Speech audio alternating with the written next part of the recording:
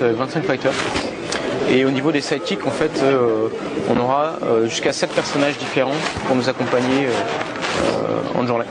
Aussi à savoir, la partie fight, en tag battle, ce sera jouable online 2 contre 2. Donc là, je continue à progresser. Et là, je suis juste devant le village, mais il y a une porte qui bloque le passage et aussi le pont a été détruit. Donc là, je vais utiliser un pouvoir de Naruto. Je sélectionne Naruto. Et je vais utiliser ces clones. Donc je crée des clones. Et je vais utiliser des clones pour créer un pont en fait, pour arriver à passer de l'autre côté. Donc là j'ai un gameplay d'équilibre en fait. Faut que je reste, c'est ça aussi c'est nouveau. Il faut que je maintienne l'équilibre. Donc on crée le pont. Et un petit peu comme dans le fight ou ailleurs, on peut combiner ses pouvoirs. Donc là maintenant je vais utiliser le pouvoir de Shikamaru. Je vais utiliser son ombre en fait.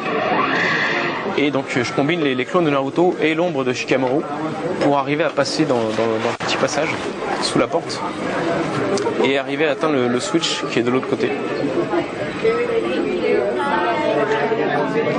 Voilà. Donc ce genre de combinaison de pouvoir, ça va vraiment être utilisé très souvent dans le jeu en fait pour faire face à des obstacles comme ça, des puzzles, donc des combinaisons de 2, de 3, de 4 pouvoirs. Donc là j'arrive dans le village. Le village qui brûle.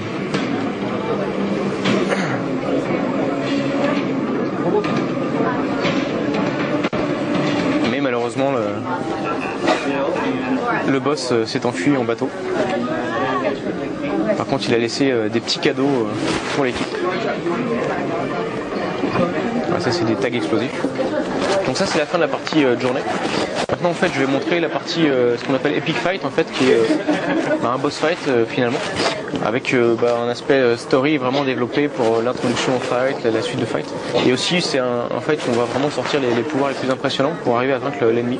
Il faut aussi qu'il y ait une tactique, il faut trouver un petit peu quel est le point faible du boss pour arriver à le vaincre en fait. Donc utiliser le bon personnage et le bon pouvoir au bon moment. Donc là ça va être donc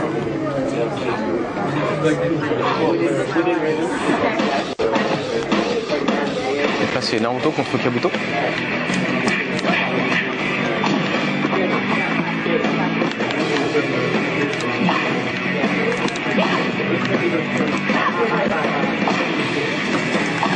On a aussi développé ce qu'on appelle l'aerial fight, c'est-à-dire qu'en l'air on peut vraiment enchaîner pas mal de coups.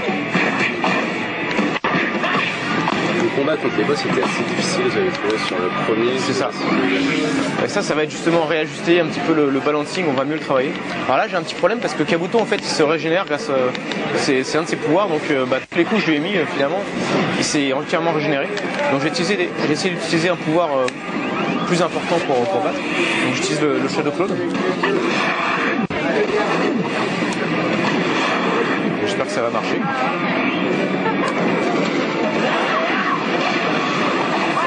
Donc là c'est entièrement jouable cette séquence.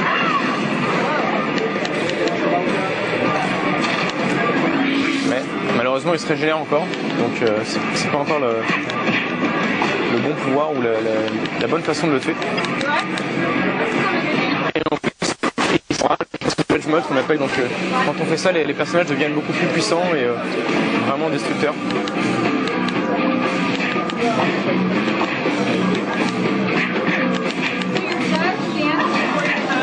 Oula, il fait mal.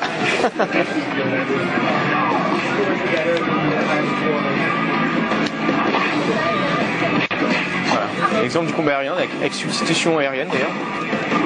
On peut vraiment maintenant bloquer en l'air, faire beaucoup de choses en l'air. Là je vais utiliser en fait le pouvoir que Naruto aura appris récemment à ce moment-là, qui est le Rasengan. Donc là je maintiens Rasengan au centre pour lui faire le maximum de dégâts.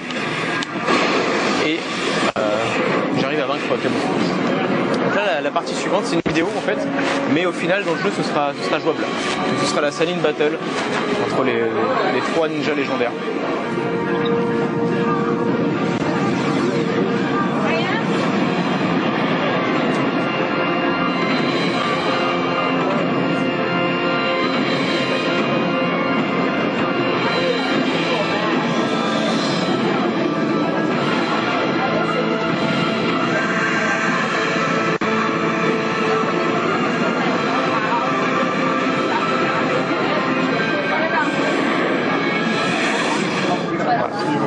donc Naruto Broken Bond, qui sera disponible